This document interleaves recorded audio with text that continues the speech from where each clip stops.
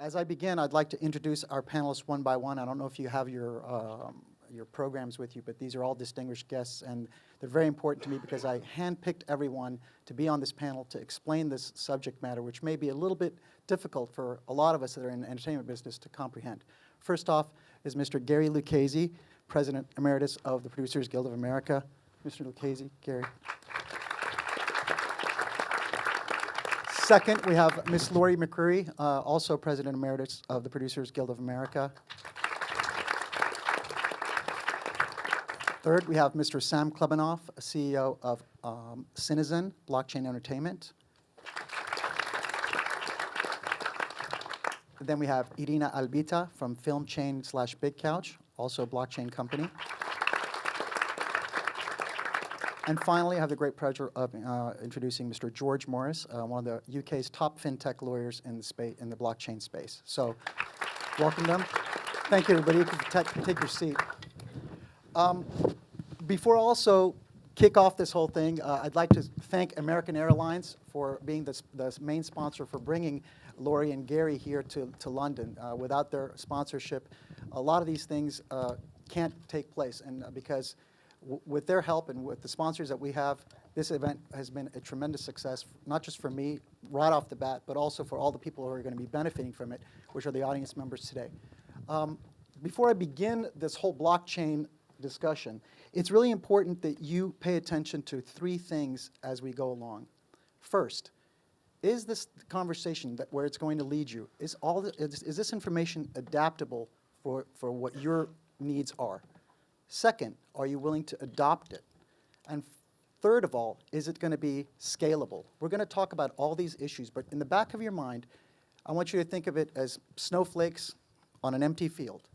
And just keep asking yourself, is the information that's being provided today, is it adaptable to me? Will I adopt it? And will it be scalable to a large scale? So to start off this discussion, I want to take you back in history. Let's go back to ancient times. I'm not sure if you're familiar with the library in Alexandria, Egypt. It was a source of knowledge. It was one source of knowledge where everything was recorded and kept. So look, imagine walking into this library, and you got this old man sitting there, hunched over, and he's recording all these transactions for the end of time, for everyone to basically come to at one point and verify everything that's taking place historically at that point in time. This person is the most trusted person. Why is he trusted? Because that's what it was back then. You trust one person to record everything, and that's it. As time goes by, we flash forward to the modern age. We no longer have one person that we can trust for information verification. What happens? The computer age happens. If you remember when the computer age started, we started off with what? The intranet. The intranet was just a small, way of communicating with one another, a bunch of people digitally on computers, and then it grew into the internet. Hence, it became scalable on a large scale. So this is the foundation, just in the back of your mind, when we start the discussion about blockchain, and they're going to talk about it much better than I can because I don't understand it as well as they do, but I just want you to think about it this way. So, as I was telling you, let it settle on your mind like snowflakes on an open field. As we begin this discussion, we're going to start, where is the industry today? How do we create content? We're going to start it off with Mr. Gary Lucchesi, who's going to tell me about what is the role of a producer in film. Thank you, Kayvan. What happens, by the way, if I grew up in San Francisco, it never snowed, so a snowflake on a field, I don't quite understand, but whatever. But the role of the producer is an all-encompassing role. It's a challenging role. For me, I started off as an agent, then was a studio executive, studio president, and then became a producer. I was 36 or 37 at the time, but I had some experience. Because what you are going to figure out is that you start with an idea, and then you try to acquire the rights to the idea, or the idea may be something that's in your head or in a writer's head, and then you make a deal with the writer, you develop a screenplay, hopefully the screenplay is good, you work on the screenplay, you find a director, you find actors, you find money. Usually, if the content of your project is good, the money is available. I know that sounds strange, but the money is almost always there if the project is truly worthwhile. It may take a few years, but it's almost always there. But I think that that's what the producer does in that capacity. On the set, the producer is the person who has tremendous responsibility for the money being spent efficiently, the day being shot efficiently, to have sort of there's a parable in the Bible of the good shepherd, and it says, "I am the good shepherd. I know my sheep, and my sheep know me."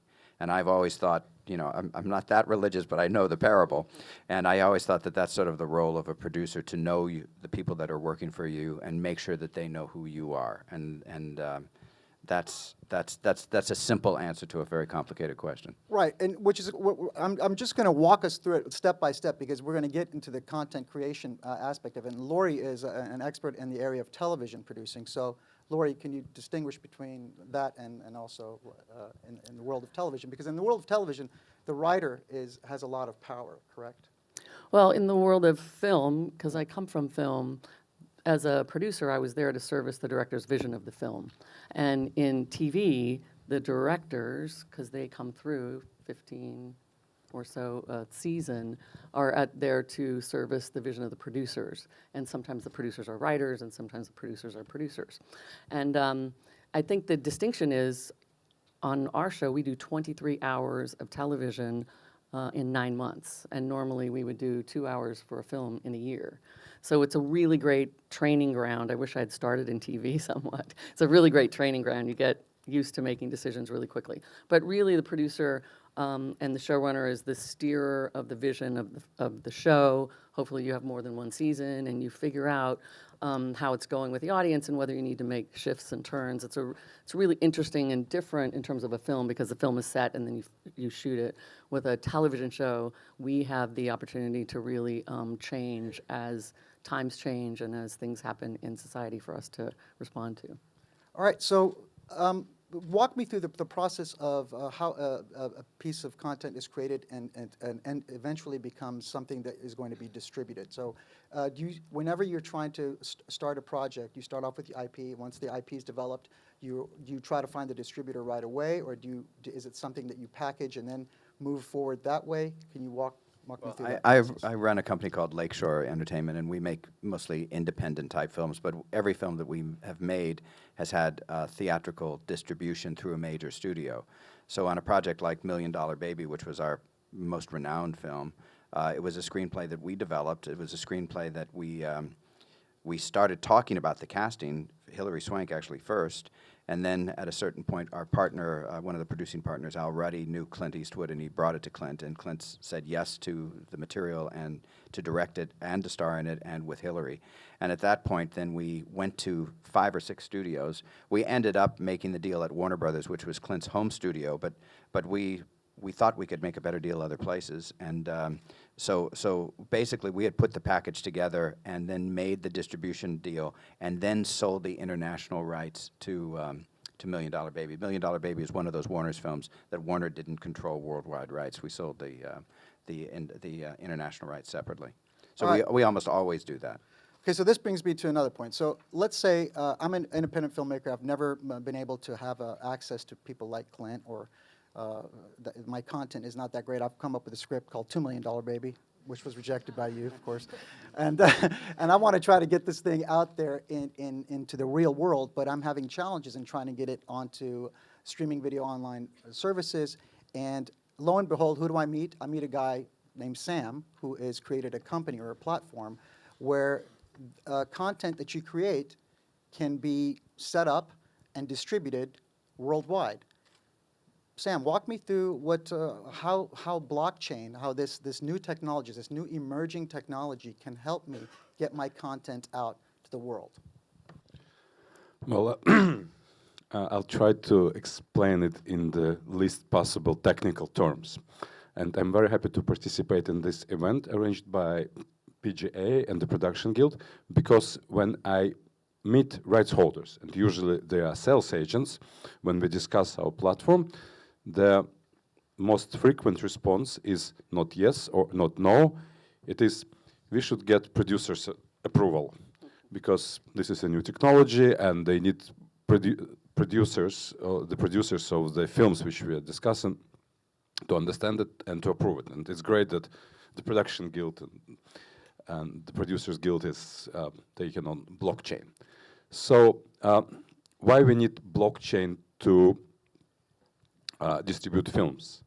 Actually, we can distribute films without it, and films have been distributed for like over 100 years without blockchain. But it changes the rules, and it changes the landscape of distribution. Because now, if you are an independent filmmaker, you want your film to be seen by the audience. If you are lucky, you find an international sales agent, and the sales agent, if he or she is lucky, would sell some territories. And it's always so that, I mean, unless your film like won an Oscar and Palme d'Or, and it's good that it won both. Yeah, it happens sometimes, yeah. Then maybe you will have almost every territory sold, but still almost. But usually, maybe you will sell 5 territories or 10 or 20, you are happy with that. But your film, that you cannot access the audience outside the territories which are sold. And this has been the main model of film distribution for the decades, I think maybe for the last 100 years. You need to sell territory by territory. And it's easier, of course, to sell to a bigger territory, because if your film is niche, the niche for your film is maybe big enough to make it interesting for the local distributors. Like you sell your film to the United States, and maybe they would get like 20,000 admissions. You sell your film to Slovenia or to Estonia, and they would get like 200 admissions. And it's not making it worthwhile. So in small territories, access to films is very restricted. And when it's restricted like that, it actually encourages piracy. Of course, because if there are people who maybe heard about your film or somebody recommended it, where they would find it? They would find it on pirate sites. So if you're a filmmaker and your film is not sold to most territories of the world, you don't have access to this audience, but the audience can still find access to your film, but you don't benefit from that. You may be happy that your film is seen.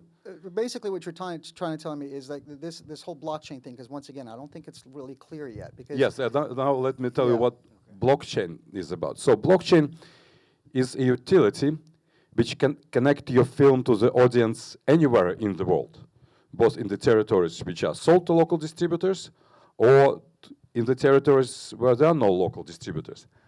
And it's a utility which makes it possible that when somebody somewhere in the world wants to see your film, this person can pay you directly to your electronic wallet. Whereas in the past, you have to wait because the distributor has to account for it. And well, I mean, it's a little bit more complicated, because if there is a distributor, they would pay to the distributor, and distributor would need to send you a royalty report. But now you can see actually. Which brings me to my next thing, which is revenue management. Yes. So revenue management. Irina, please talk about that, because there's like 3 pillars that are very important when it comes to the revenue management side of you as a filmmaker realizing and monetizing your content.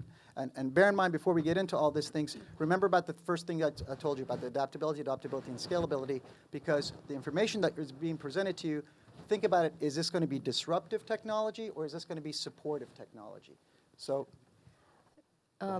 Wonderful. I wanted to add on top of Sam's definition of blockchain, which is a brilliant definition. For me, blockchain, in very simple terms, is a way of keeping records. It's basically a ledger. That's why it also carries the name of distributed ledger. It's a way of keeping transactions, recording transactions, anything that comes in and everything that comes out. And basically, every film project is a perfect example of a ledger. You have money, revenues flowing into your film account from different distributors globally, sales agents, maybe self-distribution on something like amazing like Sam's platform. And there are outgoing revenues, transactions going out that literally are there to pay people that have been involved in the film. And the only difference with a normal ledger, a centralized ledger, and a decentralized ledger is that it is not, this ledger is not maintained, it's not centralized to just one person having access to information. The old man back in Alexandria, correct? Exactly. In the It's library. not the Oracle of Alexandria. What it is, it's this ledger is maintained by many individuals, and these individuals may not be part of the same organization, but they always need to reach a type of understanding and a consensus. And these people in a film project, they're the investors, they're the sales agents, the distributors, the cast, crew, producers, and so on. And revenue in film chain, the product that we've been developing here in London for the past year and a half, it acts as a collection service. So we work with film projects and support them to collect revenues from any distributor, any revenues that the film produces globally, into essentially a very transparent database where everyone has access to information and financial data of that film. And this is something that we feel blockchain is incredibly important because it empowers producers with more data, financial data about their film that they can use practically to go out there for their next film and talk to investors and have all the guns in their power to actually get their project financed. So as an independent film producer, Gary and I often have a collection account. So we pre-sell foreign territories, and when all those territories start sending money, the old days, our companies would have to get all that money, have a lot of accountants figuring out who were paid. Now there's something called the collection account, like Vintage and Freeway. And we bring those people on, and they do all that ledger work. So you're saying what your company is doing is automating that process Exactly. for us? So we have huge respect for the current companies that have been doing collection service in the past. What we're doing is we're taking that process and we're automating it, and we're making it very easily available to independent producers with budgets, with any type of budget, any type of content, be it film, TV, or digital video content. Because ultimately, we've been talking with a lot of producers, both here in UK, in Europe, in North America, and it's a huge challenge of dealing with the bookkeeping once your film has been produced and sold, to actually keep a very tight ship around paying your investors, paying everyone who's been involved in the film. And the challenge is always we want producers to have the information readily available in almost real time. And this is not something that is possible when the processes are done manually. But when the processes are automatic, it's very easy to have access to simply a dashboard or an app on your phone where you pick it up and you look and see, well, this is how much money I've done from this film. You can have several films on there, and you can have almost like a portfolio of films. And Can they be paid in fiat currency, or does it have to be cryptocurrency? So the beauty of the film chain system, if I can say so, is that it's pounds in, pounds out. There's no cryptocurrency involved.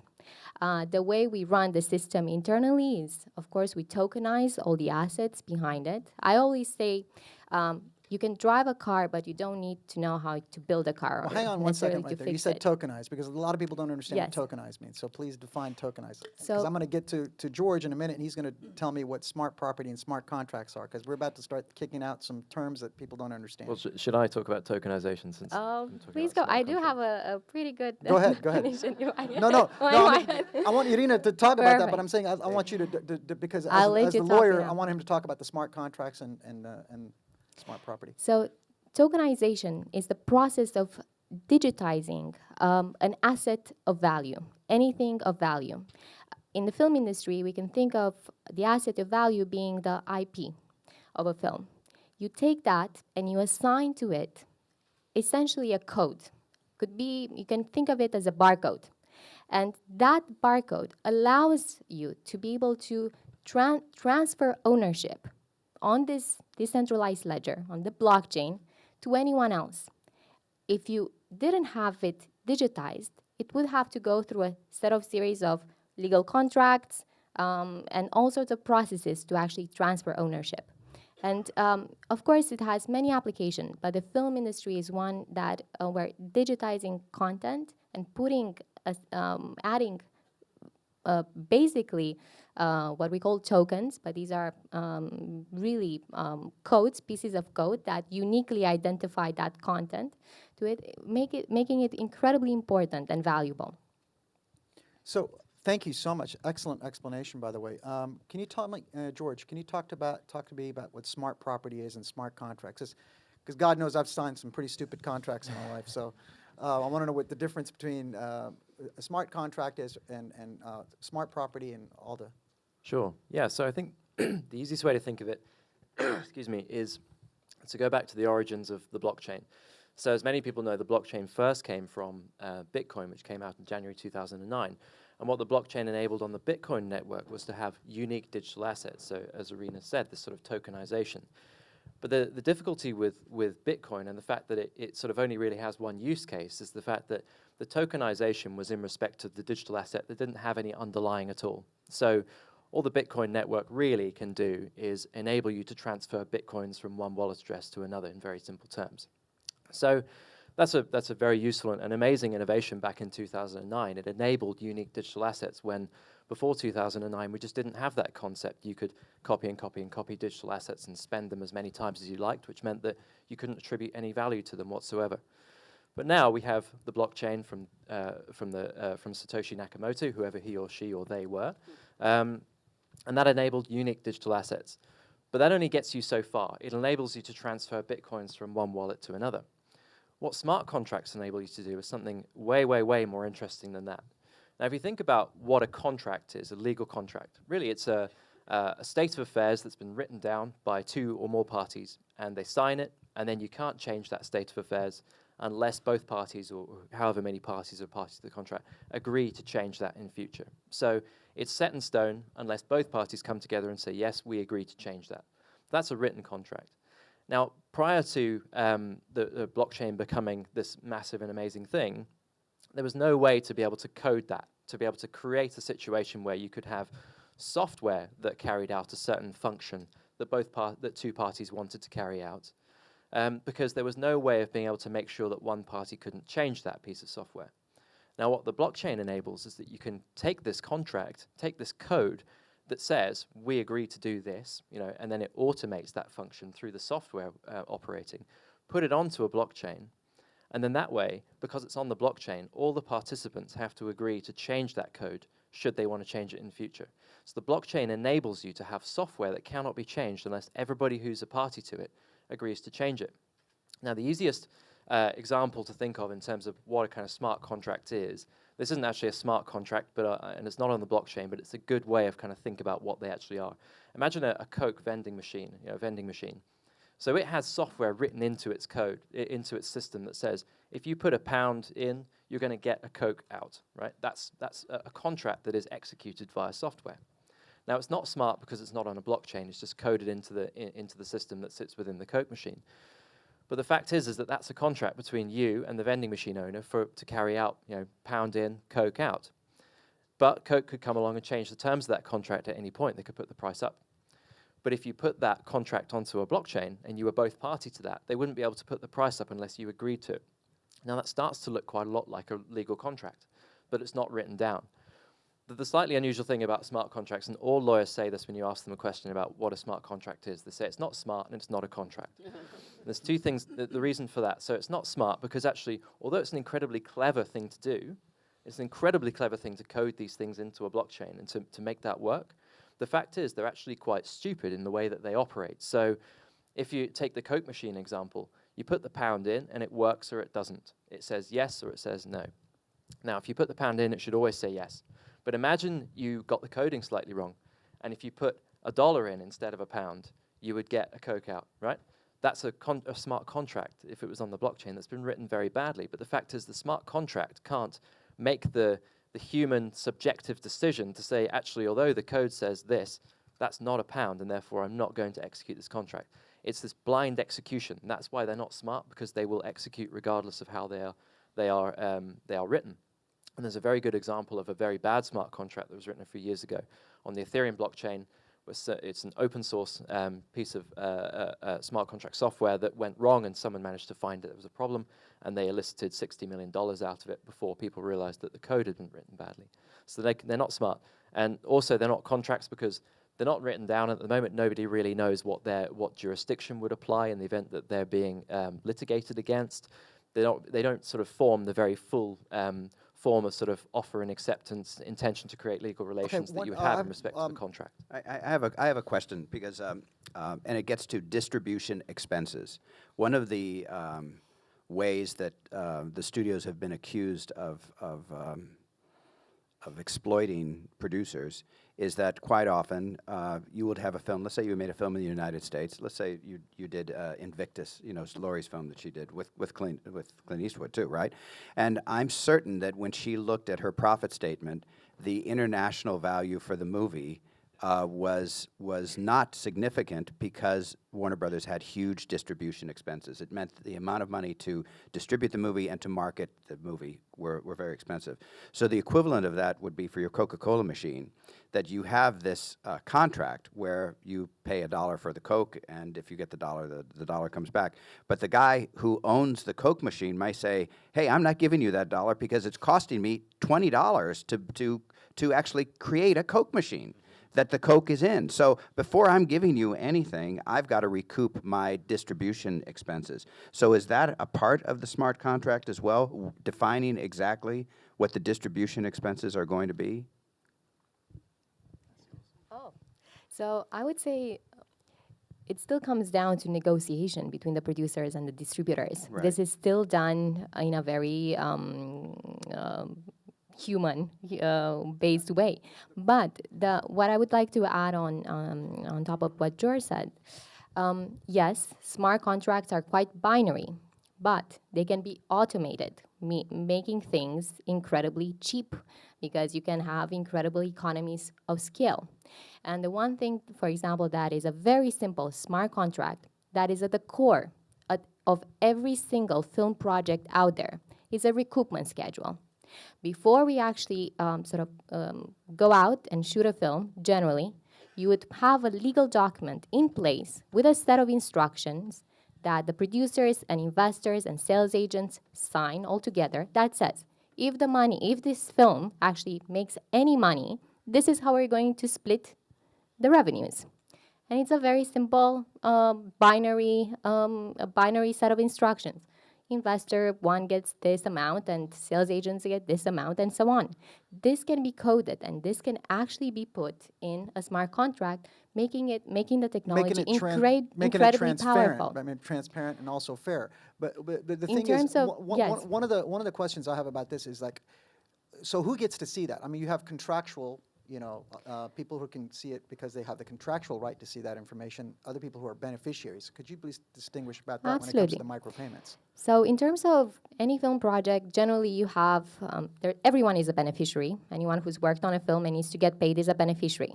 But among those beneficiaries, they're what we call the signatory parties, the people that actually have the right to sign on these agreements. And of course, you could code the fact that these signatories have a higher visibility over all the rights. And I think Sam has here definitely might have something to add. But the last thing I wanted to say is answer Gary's question. Blockchain is not a solution for everything out there, and it's a technology that can do so much for the film industry, but it's not a holy grail. So when it comes to distributors and the way you negotiate contracts with you cap the costs for from your distributors, this is still a negotiation. Right. Sam is actually a distributor. He's distributed content all over Russia. So could you speak more about that? Well, I'd like to speak about how actually smart contracts can be really implemented in film distribution, because we're talking about a vending machine. You put $1 and it gives you a cola.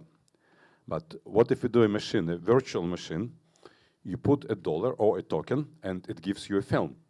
Actually, it's pretty basic and easy to do smart contract, and that's what we use for our distribution platform. So we program all the terms and conditions, how the audience might get access to the film, which countries available, which not, what is the price, and if these conditions are met, the viewer gets access to the film. It's very easy. And the smart contract knows who the beneficiary is. So the money is sent from the user directly to the beneficiary. That's why we use cryptocurrency inside the system, because this is the way to transfer the money from me to you.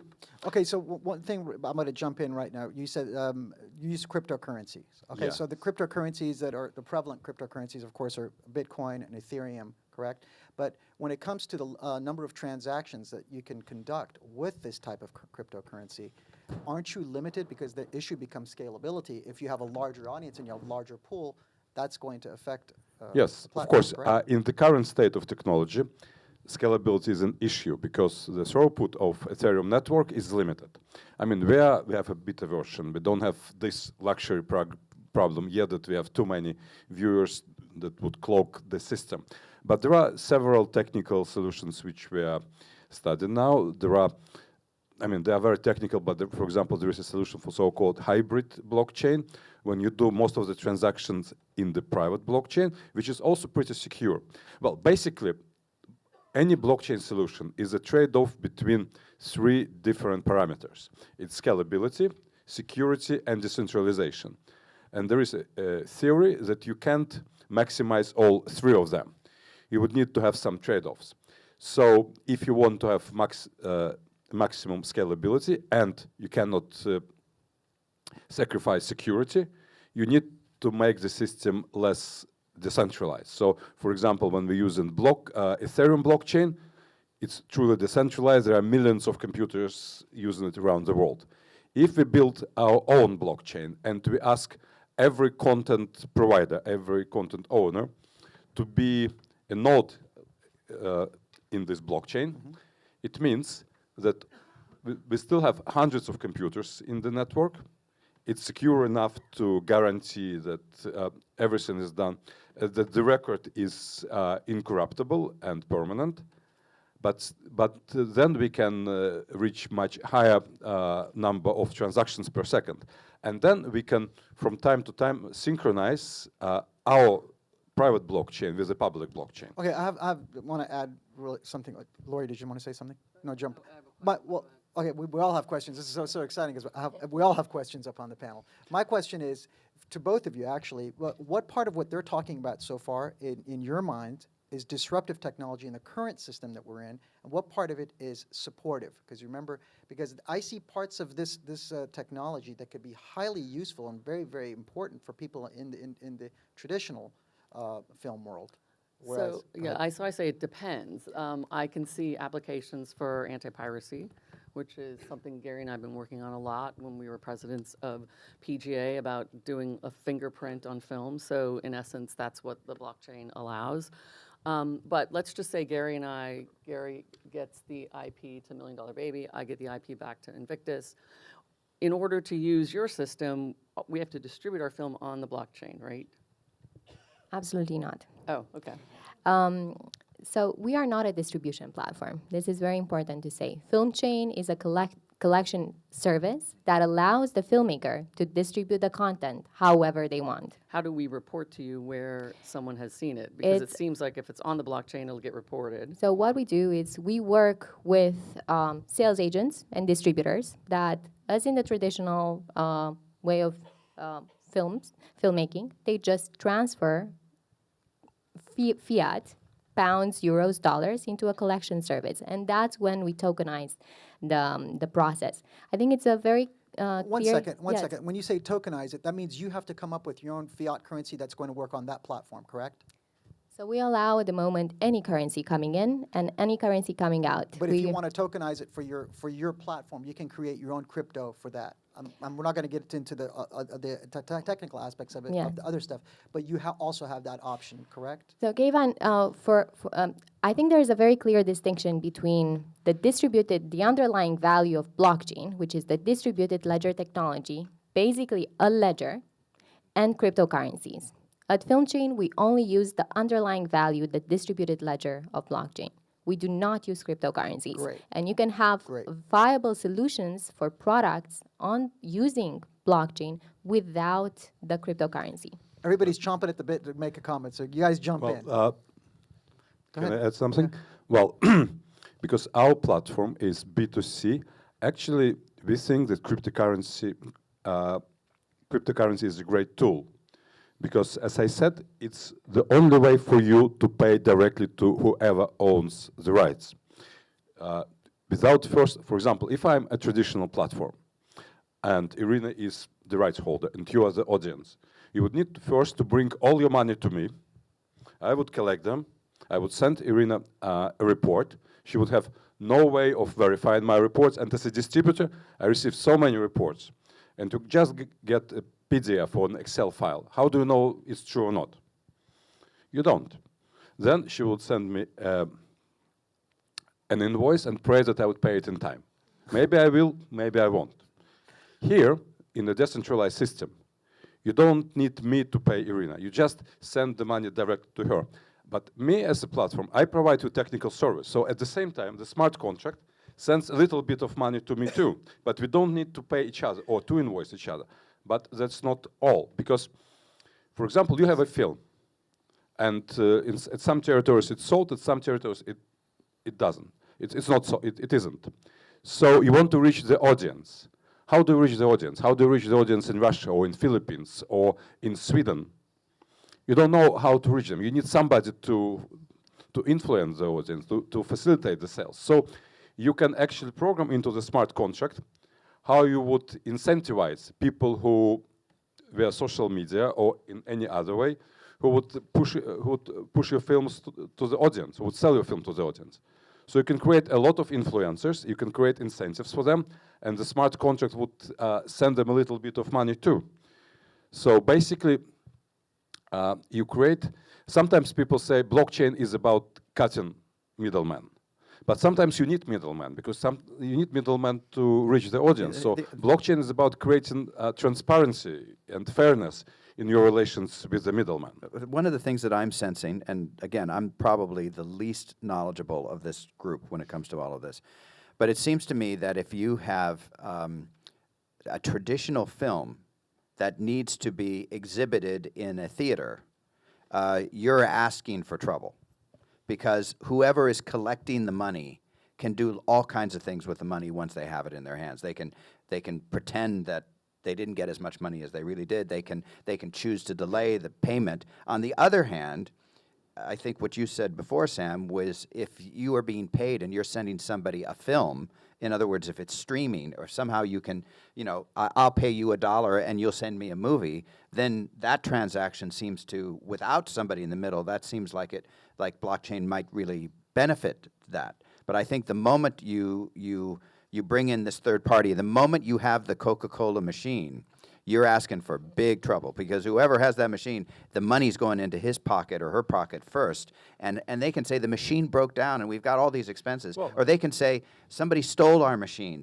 That they can make up 1,000 expenses that aren't even imagined in a contract. Yeah, that's absolutely right. I mean, Right. there is back to Irina's point, blockchain doesn't fix absolutely everything. The issue with blockchain and the amount of hype that it's getting at the moment is because people do say it can fix absolutely every issue under the sun in every industry. The fact is, when you think about the technology, blockchain ultimately is software. Now, it's very well distributed, it's very secure, it does some really interesting things, some really, really innovative things. But ultimately, when you're talking about a physical product like a film, which can be digital, but of course you can have a physical version of it shown on a theater, some old school place that doesn't have a digital projector, perhaps, then you do have to make that link between the physical world and the digital world of where the blockchain sits. Reality is, sometimes that's very difficult to make, because Jeff Hammond, the Chancellor of the UK a few weeks ago, suggested that the Irish border with Brexit, sorry, I had to get Brexit in, the Irish border issue could be solved through using blockchain, and he just threw that comment away at the Conservative Party conference. And I spoke to a journalist about it the next day, because they were saying, "Is this true?" And the answer is no, of course not. When customs going, goods going across the border, the blockchain isn't going into those trucks to check them, right? It may be able to record a ledger of who was checked and maybe what went across the border, but there's manual stuff that goes into that. And so, if you want to create a really game-changing piece of, industry-changing piece of blockchain technology, everybody needs to get on board, from all the way from the producers all the way through to the cinema at the other end. And so sort of putting film onto the blockchain and then all the piracy-related sort of issues of trying to prevent piracy, that is an and that amazing actually idea. goes And it could to- work really well, but everybody needs to be involved at every step. And that actually goes to what you guys were talking about originally, because it's relationships. Relationships are the things that matter. It's not just the blockchain, the technology, the but software. At the end of the day, theoretically, yeah, it theoretically, cinema tickets can be on blockchain too. Cinema tickets can be easily tokenized. Like you buy a ticket, and the blockchain, the smart contract, sends a piece of it to the producer, a piece of it to the film theater, and maybe a piece of it to pay advertising agency. It all can be programmed to be a smart contract. So it's not impossible. It's not It's not just implemented yet, but it's quite possible in the future. Because we used to buy, like, remember these paper tickets to go to the theaters. Nobody does it anymore. We all get like QR code in our mobile phones. We scan it and we go to see a film. But now this QR code can be like a token. You scan it, and this distributed ledger makes a record. Who gets what? But also, when you do that scanning thing, it picks up a lot of metadata on you too. Also, so I mean, you're giving up a lot of information about yourself when you do that. Also, so I think it can be limited. You can decide what information you want to share, what information you don't want to share. One point I wanted to add is Sam and I were just two co-founders of blockchain projects among many blockchain projects currently in the film industry. And I think everyone is bringing a different flavor and a different sort of solution that has a certain sort of timeline in terms of adoption and adaptability to the market. And coming back to Gary's point, I think definitely there are solutions out there that are available now to work within the current mainstream systems, and there are also solutions that allow for pushing the boundaries even further. And I really believe that Sam's platform is also pushing the boundaries. Getting consumers to use these cryptocurrencies is a step ahead, and it's very interesting, and definitely we're going into that direction. But there are also possibilities where users can just interact in the same way, and there are platforms delivering value and services that just are provided with different technology, but they're very similar in feel with already services out there. So I think there's a broad spectrum of companies out there that are innovating in the space, and there's a need for more and more entrepreneurs coming into this area and looking at different niches and problems of the film industry. It's funny, something tells me, and I'm just thinking like a producer now, but the other night somebody was saying to my wife and me that the London Philharmonic now is televising a weekly concert. Okay, and you don't have to, you can go to the London Philharmonic and pay whatever, 50 quid to see it, or you can pay a couple bucks and see it on television.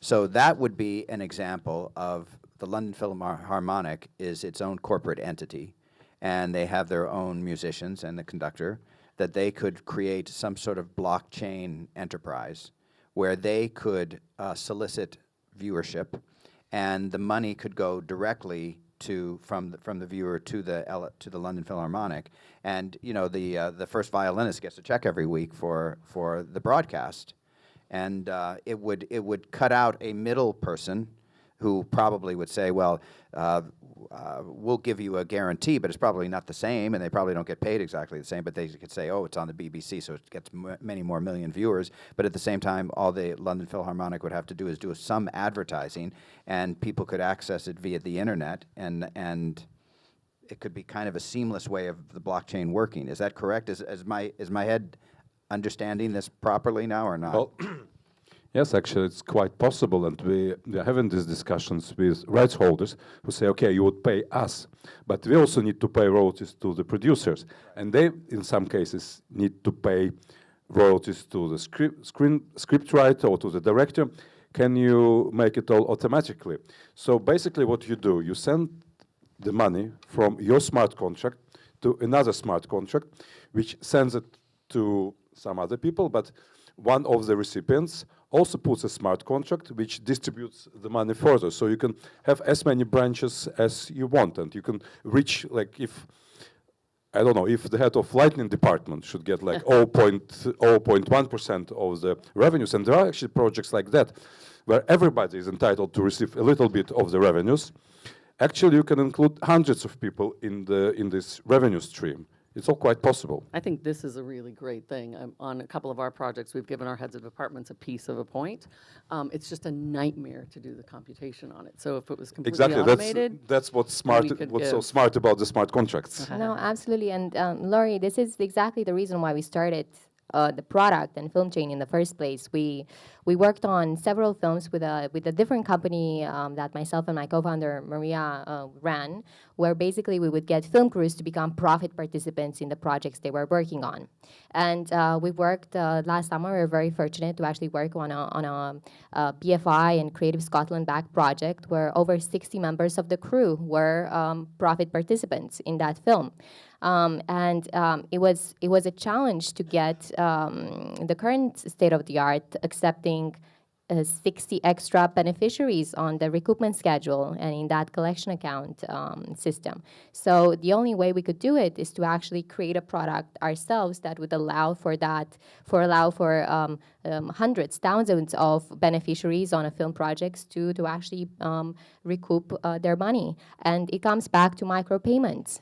Blockchain allows for very small settlements, very small amounts of money being released with small fees, and in a almost a real-time basis. And I think this is another sort of area that blockchain has a huge power in.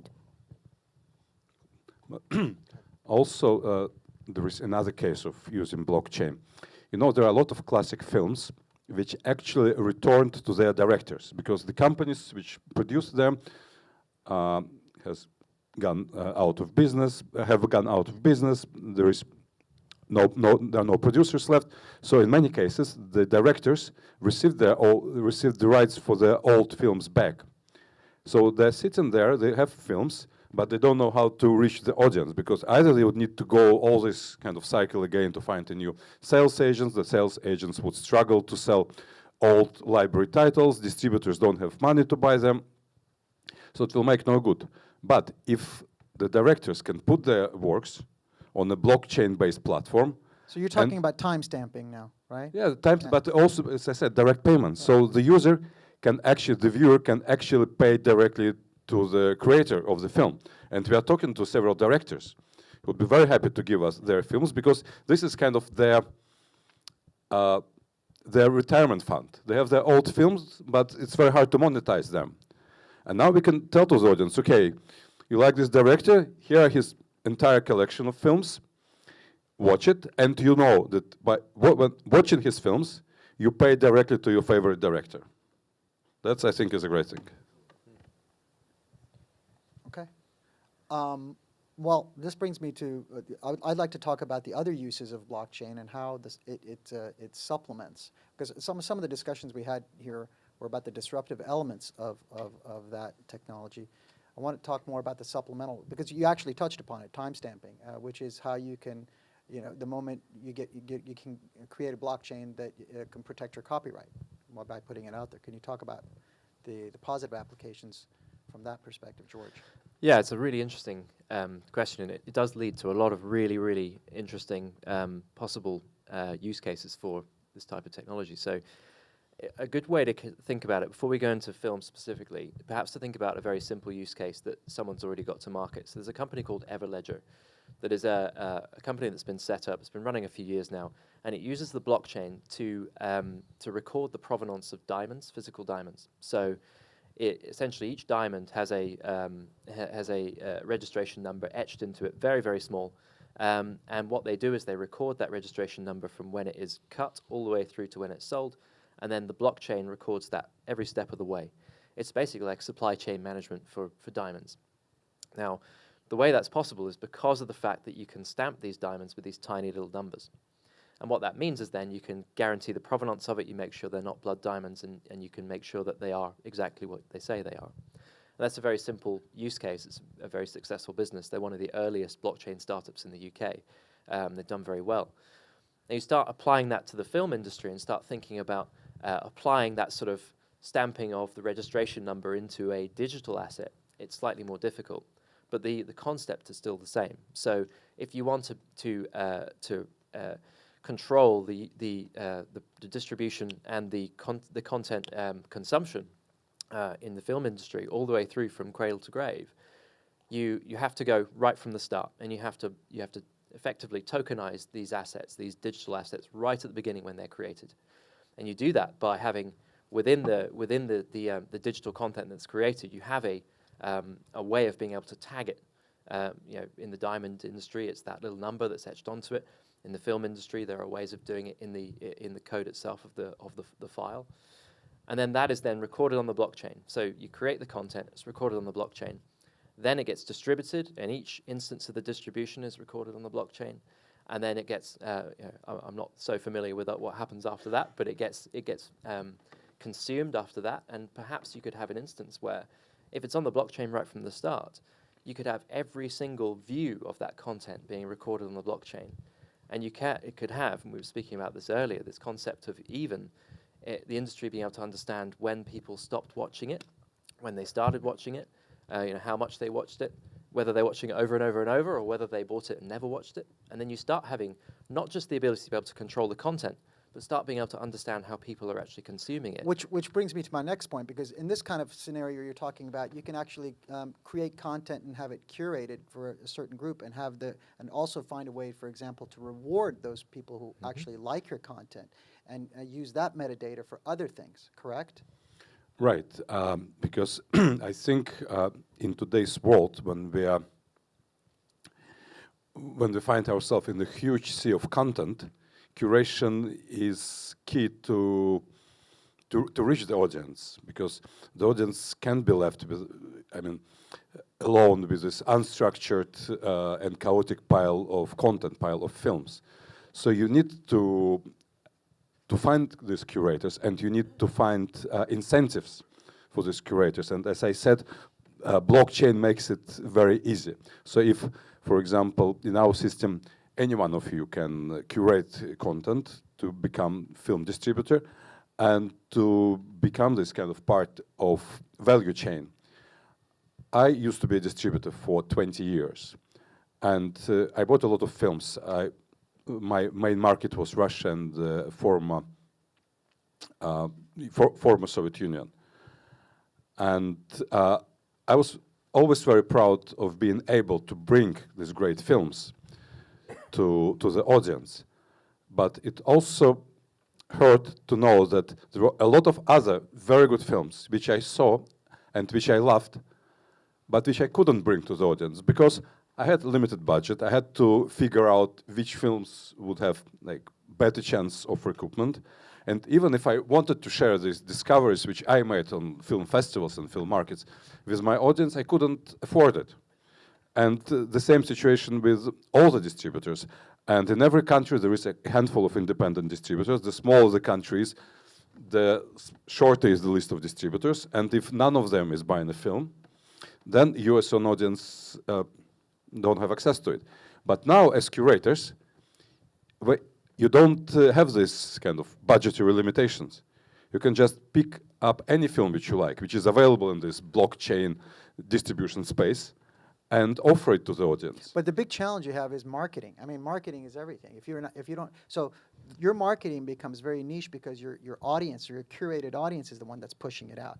But if you don't have that in the older models, they have to go and chase it through, smart type of marketing and putting it up on different types of social media and get that kind of following. But our main direction of marketing is to find strong influencers and let them do the job. For example, it's a model which proven to be very successful with, for example, Spotify. Remember Barack Obama, when he was a president, he put his playlist on Spotify. It didn't cost Spotify a penny. Just it was cool that Barack Obama put his playlist, but he had 12 million followers on Twitter, and all of them got interested. So this is a great marketing, which didn't cost Spotify anything. I don't think they paid Barack Obama to do so. But you can monetize that now. Yes, exactly. But now Barack Obama didn't need to monetize that. He had a good salary anyway. But there are lots of people, like I know film critics, festival curators, or just popular bloggers. Like there is a blogger who's talking all the time about horror movies, and he's telling people, okay, if you want me to continue, please contribute. Here is my my online account, and actually here is my Bitcoin wallet. So please contribute so I can continue to do that. But now we can tell him, okay, you don't need just to ask people to contribute. You can ask people to buy films which they like, and you as an influencer gets paid via blockchain because it's all done automatically. You don't need to have any administration of that. Just to jump in, definitely a great point from Sam. And I think an influencer doesn't necessarily have to be someone with millions of followers. The way I've been watching films recently is when one of my friends, one of the people I trust and I have similar tastes with, would tell me, oh, that's a good film, go out and see it, or see it on a VOD platform. And what blockchain allows is also for peer-to-peer marketing. And it allows us, the moment you as a filmmaker have a content and you can put it out there to your audience, and the moment anyone who's watched your film shares it, could be on a social media platform, it could be on different avenues. The moment they share it and someone else, one of their friends, clicks on that content and watches that content, we could have direct revenue stream coming back to the film. And this peer-to-peer marketing is also something that I think is going to develop further in the filmmaking world with the use or powered by this technology. Did you want to add something, Lori? Sorry, I thought you were. Thinking about the Napster equivalent way back in the day, and if all those people on that chain of sharing got a little bit of money, it would have been a very big business. But I also noticed when I was a distributor that many times my films, when they were pirated and I could find them on the torrent trackers, they were usually, because I was specializing in art house films, so they were usually on a channel run by somebody interested in art house films. So these people curated their pirate channels without any profit, just because they liked the influence, they liked the appreciation, they had followers. So, but now you can actually make it legal for them. So I think this also can be a game changer in terms of piracy, because piracy, in many cases, is not about money. It's about people want to share the content. Because they don't have access to it, to the normal Yeah, because they distribution think, I channels. found this great film. Yeah. Nobody would see it without me. Let me share it with my friends. But now you can actually make it all legal, and you make all these people part of the value chain, leading the revenue stream to the content owners. And these content owners can be producers, sales agents, or local distributors. All right, so I'm going to try to kind of wrap my head around this a little bit better. So I want you to tell me two pieces of information, just two things, each of the blockchain experts over there, because I want to go over to Gary and Lori in a minute. Two pieces of information that you want to talk about that you want the audience to remember about this specific technology that's going to be useful for them as independent filmmakers who are trying to get their content out there. Two pieces of information, what would it be? Okay, so I think the first thing would be to remember that it won't fix all your problems. It will go a very long way to automating things, making things easier, making things more efficient. The fact is we still have to consider the fact that it's still got a long way to go, and it will not fix everything straight away. So I think that's my first thing, is to bear in mind, this is not the savior of the universe. This is another very interesting, very innovative, amazing piece of technology, but it's still a work in progress. I mean, the main thing I say to people on that front is, look at where credit cards are now, right? Credit cards came from Diners Club, which was created back in 1950, where you had credit cards that were made of pieces of paper. Now, what everyone says to me from my crypto clients is, look at Bitcoin. Now, Bitcoin is like Diners Club. And then you've got Ethereum, which is like the plastic credit card that Diners Club came out with a few years later. And then you've got various other increments after that. We are right at the start of the development process in the blockchain world, and so there is so much more to give. but you can't expect everything from it right now. It's got a huge amount of potential, but we're still in development. All the issues around scalability and that kind of stuff, it'll all be fixed. Just got to give it time before it's going to save the world. Okay. Irina, Sam, follow up, please. Yeah. The first point I would say is to make a very clear distinction, and I think it's always important to have a clear distinction between cryptocurrencies and the distributed ledger. They're two very different things. Cryptocurrency are just an application on the blockchain. They're not the blockchain. And I think once that distinction is made, you can see how many applications can be out there just using also the fiat currencies, pounds, euros, dollars, but using a decentralized ledger mechanism. And my second point is the biggest takeaway for blockchain services or products out there is the promise of transparency.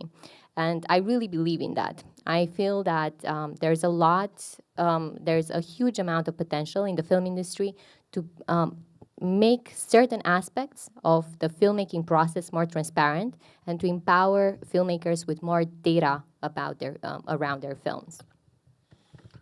Well, it's not easy to find two more things because actually, yes, I wanted to tell you about that. Blockchain is like cars in the 100 years ago. You know, when you had to get out of the car and to rotate the handle to start it, it was very cumbersome and inconvenient. But you can actually go places with cars and much faster than with horses. So we are with blockchain, we are in the same stage. So people are still telling us, but look, horses are much better, they're much more elegant. But actually, cars had much brighter future. And of course, it's important with transparency and everything, but I want to add one more thing. Don't be afraid of blockchain, because somehow when I talk to people, I start talking about blockchain, people are somehow paralyzed with the fear, oh, it's so complicated, it's so technical, we will kind of never get our mind around it. But that fear is very real for a lot of people in the industry. Yeah, of course. Because it's a very new thing. I can add I can tell you right now from this guy. I mean, definitely. I mean, it's what's amazing is with the amount of experience and knowledge that Gary and Lori have. I want them to understand what you guys are talking about, because my question now is, now that you've heard this panel with this information, how would you advise somebody on a distribution strategy based on the information you just heard right here? Well, the thing that's crossing my mind while I'm listening to all of this is how can we apply it? Right. That's really what's crossing my mind. You know, in other words, Lakeshore has a library of 600 titles, and some of them I don't know. I don't sell the titles. I know that they probably try to sell them all together and get more money for the poor ones because they get more money for the rich ones, the better movies. But maybe there are some that haven't been sold. Maybe there are some that are out there. I thought your idea about the old directors that where the titles have gone back to them might be a very interesting way of doing it. So I'm really thinking, how does one apply this technology? I can't see it applied to a 21st century movie that probably you still want to get theatrical distribution, but I can imagine it as a movie that you may want to have on a streaming site. Can I add something? Because when you have a new film, this big, very popular film, and you want to have a theatrical distribution, you sell it for MG to a local distributor. Local distributor, after the film has done a theatrical run, can still put it on a blockchain-based distribution online platform. There is no contradiction in it. So blockchain is open to all films, to new and old, and I think the way it will develop in the future, it will become much more user-friendly. So people will be able to actually use blockchain without even thinking about how it works and what the definition of blockchain is. Like when you use your mobile phones, so internet payments, you don't really think about all these computer protocols. You just know that, for example, when you send a message to your friend, that your friend will receive the message immediately. But before, you need to put the message in the envelope, send it to the post office. Post office would collect a pile of envelopes and then redistribute it. So now with blockchain, the most important thing you can understand, you can make the same with the payments. And you don't need to know all these details. And blockchain will develop into a very user-friendly place. Excellent. Lori, can you add? Well, I was just thinking that it feels, I come from the computer world back in the day, in the late 80s, early 90s, when there were all these internet protocols and people were saying, what is this internet thing? And there's like 15 search engines and Lycos, and it was really hard to do something. And now we use it like a utility. It's pretty easy and it's great. So I feel like all of us in this room have the opportunity to get in, but you'll be on the ground floor. What you have to understand, I think George will agree, that we're kind of breaking new grounds business-wise for the entertainment business. If we're going to be on the blockchain and have a theatrical release, the theatrical distributor has to agree the business case that it will work. I think it's exciting, these micropayments, but the thing I think that Gary and I both agree with is that if you're a filmmaker, the most important thing, no matter where we distribute it, is story. The other thing that's crossing my mind right now, and you guys tell me if this could work, you have some of these big movies like Mission Impossible, Tom Cruise rides this Kawasaki, okay? Now, it's a product placement. I'm sure Kawasaki provides the motorcycles to the movie for free so that they can be shown in the movie, and it probably helps their sales. At the same time, is there a way to, from a marketing point of view, if Kawasaki put money into the marketing of the movie, that Kawasaki could, via a blockchain, get a little piece back? In other words, I don't know. I know. In other words, We just don't know if we want to. the question is because the marketing costs have become so exorbitant on movies. Is there a way to reduce So the they're an marketing costs investor, so they're an basically, yeah. investor as opposed to? That's interesting. I don't know. That's excellent that- question. that- And as a that's matter of what- fact, I'm going to turn it over to the audience because at this moment, since we're running out of time, I want to try to get some audience questions. Just one thing is no pitching, please, to the panelists, because we've had that before. So anybody have any questions? You gentlemen in the back.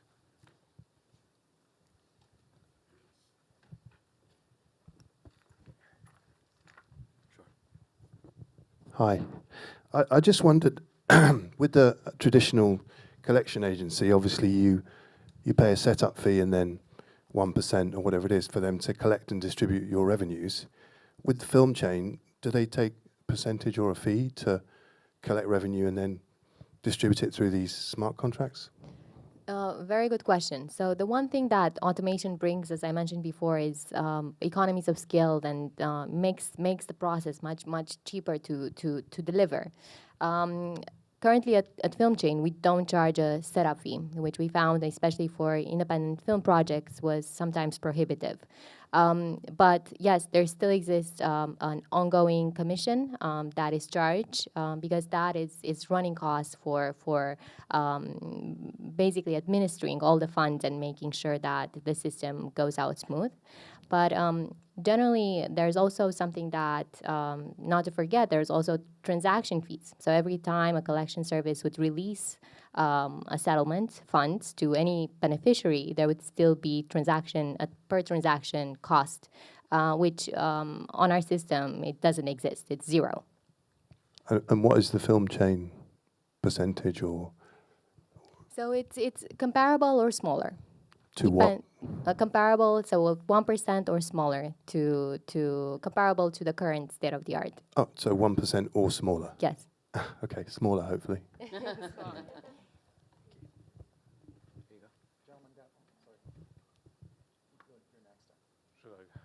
Hi, I've got a couple of questions. So it sounds like there's a lot of things that have been talked about. So it's a computer program, it can be programmed.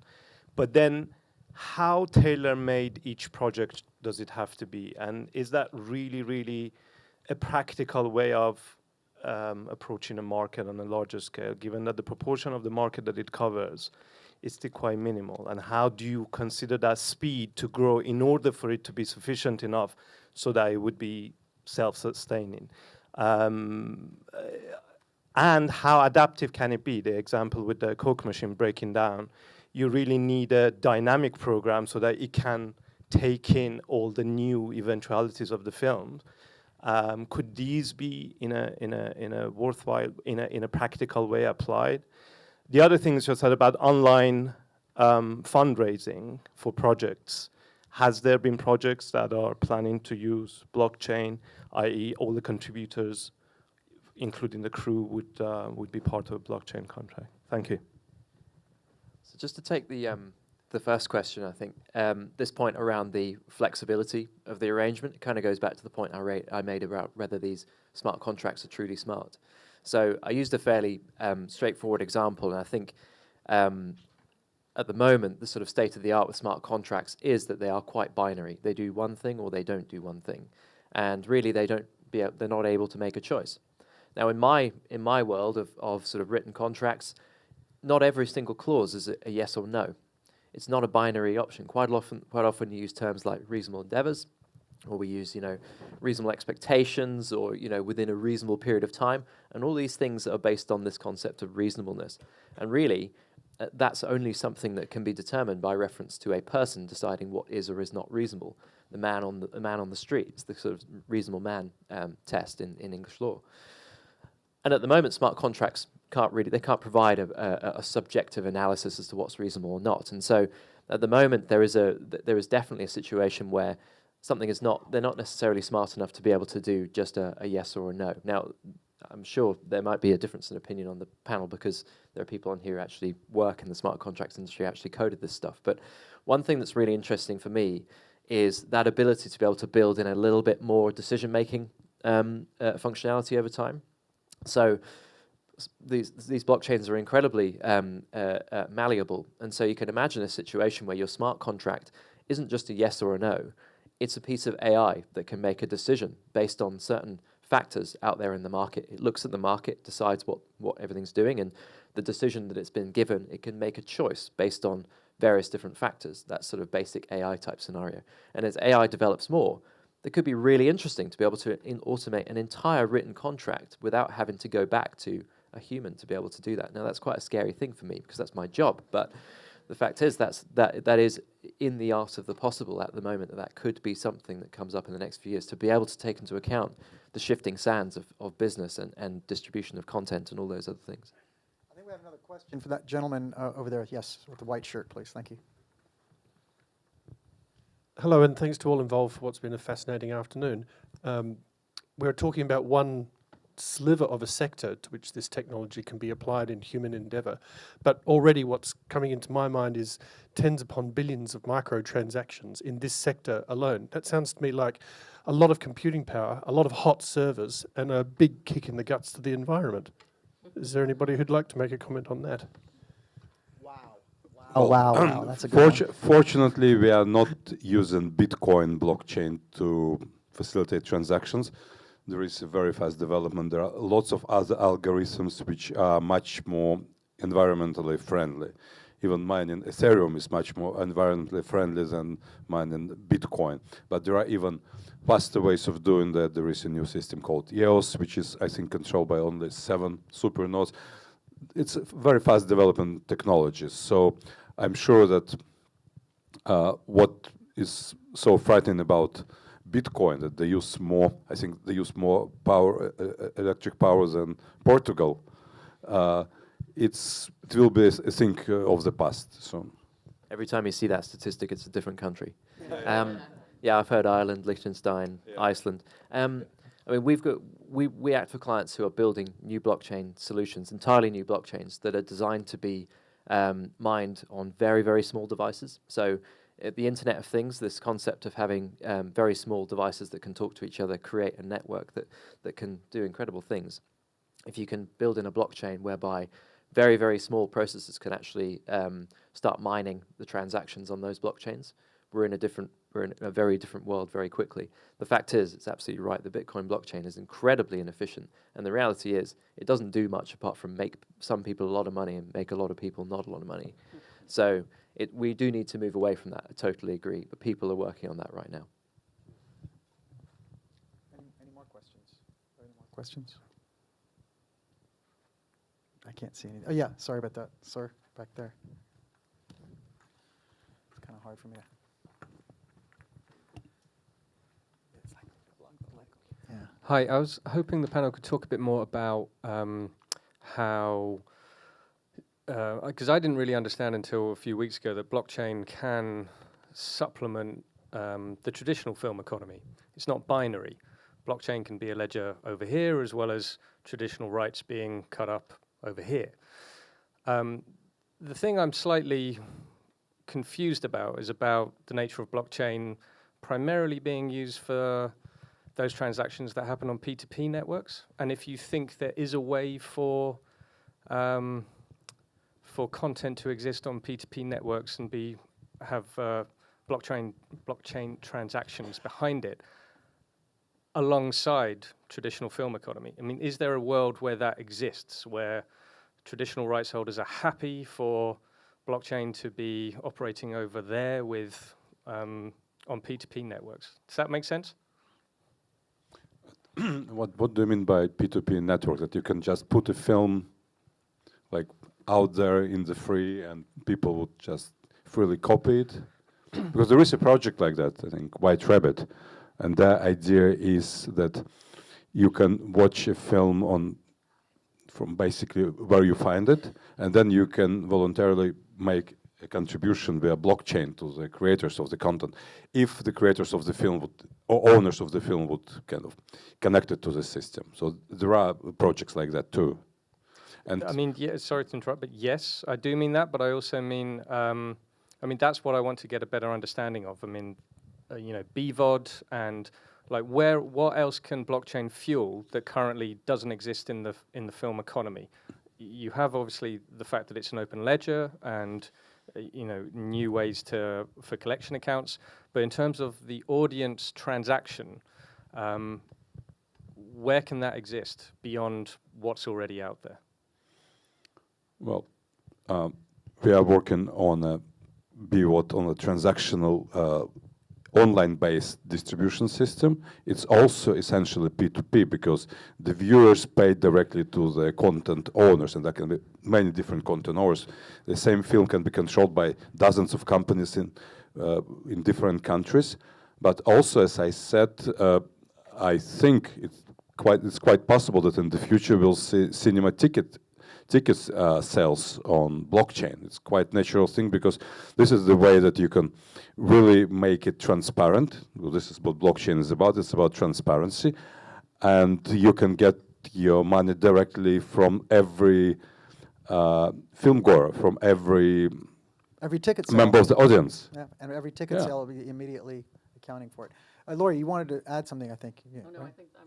I think that was a really good question, and I think BVOD, like streaming VOD, now blockchain VOD, perhaps the entertainment industry will dip our toe into it by carving out a different sector that we can sell and see how it goes. I think this is going to be something that the traditional entertainment industry takes very slowly because it's our IP, and we want to make sure that if we're doing this, we're not opening Pandora's box. So, but it's a very good question, and I'm hoping that some of us will be brave enough to jump in quickly. I think it's very encouraging.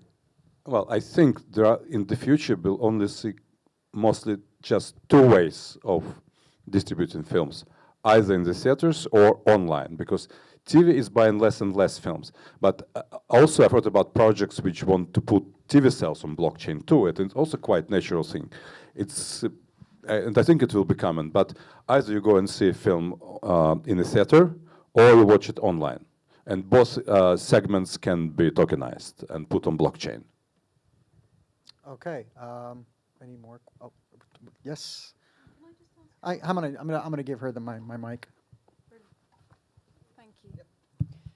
Can I just ask how long you think it will be until all the other big platforms are blockchain-enabled, YouTube, those kind of platforms? How long? Well, it's hard to say what's in their mind, but for example, if you look at Netflix model, their approach is to guard the information, not to tell anybody, even the makers of the films which they show, what the audience figures are. So they want to keep it extremely non-transparent. So I don't know how interested they are in introducing transparency in their business model, but maybe they are kind of cooking something. We don't know that, and then maybe tomorrow they would say, yeah, now we are on blockchain too.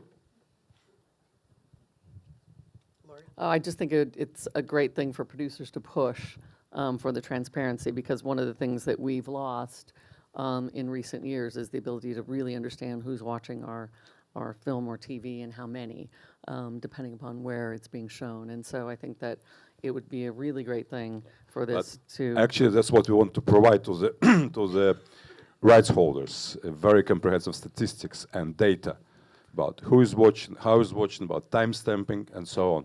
I think that's what the filmmaking community really needs to get from all this. We have time for distribution one. platforms. We have time for one more final question. So And the filmmaking community is filled with a lot of followers. If somebody leads and is successful in leading, a lot of people will follow very quickly. well, yes, ma'am. I can't say. Thank you. Can we just talk about the money for a second, which is maybe a question for Irina. Can you just explain in real terms how it works at the other end, when you, like a collection account? What happens with blockchain when you want to apportion the waterfall of the recoupment? We haven't mentioned that at all. Like, how does it feel? Is it like the old system? It just puts it back into those accounts of the shareholders? So we do work with real banking partners. We have banking partners around the world. More sort of, we work both with high street banks, but also with more sort of what we call the new banks out there. It's a very simple process. Distributors and sales agents pour in money into these dedicated film accounts, into essentially a bank's account, and we tokenize those revenues. So each dollar or each pound becomes a unique token flowing through the system. And that is being allocated to each individual, each beneficiary, based on the set of instructions in the recoupment schedule. Once it gets to allocated, each beneficiary has ultimately a wallet that they can access. Imagine it as a dashboard. You can log in with your secure credentials, and you see how much money you have made or have received. And we can withdraw those funds immediately, just with a click of a button. Okay, I think with that, I'm going to start wrapping this up. All right, one last question. I promise, this is the last one, because we only have like literally 2 minutes. Thank you. Thank you for that. And very quickly, absolutely. I just wondered if we could have a little bit more about the international perspective of this new way of distributing films. If there's anything else more you can add in other markets other than the US and UK, if you've got anything to share, please. You mean in 90 seconds? Well, we're going to try. Who wants to take that one? Well, about international aspect, I can give you one example. I'm talking to some sales companies. For example, they have films which were sold to many countries. Let's say a film like Fantastic Woman, which is sold to many countries, but some countries, it's impossible to sell the film because of censorship or cultural issues. So the distributors would prefer not to touch these films. Now we can make them available to the audience there. So basically we can open films to all the countries where usually cannot sell these films, either because the countries are too small or because the issue is too controversial for these countries. This is just one example of blockchain implementation for international film sales. Okay. With that, I'm going to wrap it up. But before I do, I wanted to thank several individuals that helped me along this path here to put this event together. It took a while. I don't want to recognize them. Dimitris Anagnustu, I'd like to thank you. Also, Jeremy Zimmerman, Gautam Kashia, of course, thank you very much. Matt Lubinsky of American, and of course, Pixamondo, who's the International Committee's primary sponsor for 2018-2019. They flew all the way from LA, Lena Bars and Henrik Fett, to just support me and bring the signs that you see outside. I mean, this is what relationships are all about, which is what I'm going to talk about. All the stuff that you heard here today about the technology is only supplemental to the relationships. It does not replace the relationships. The only way these things actually work is if you build a network of relationships over time, and that's what the Producers Guild of America is all about. It's about the spirit of collaboration, creating, and delivering. And these individuals who are on the stage today, they all contributed to helping me have a better understanding of all this. And with that, there's an old saying that says, if you're the smartest person in the room, you're in the wrong room. And today, I want to say I was definitely in the right room. So I want to thank you, Gary. Thank you, Lori. Thank you, Sam. Thank you, Irina. thank you, George, for being so gracious with your time and energy and, illuminating this little candle for me to this old man's library in his head and try to bring this subject with a little bit more clarity. So with that, I conclude Transparency, Anatomy of a Blockchain Distribution Strategy. Thank you very much.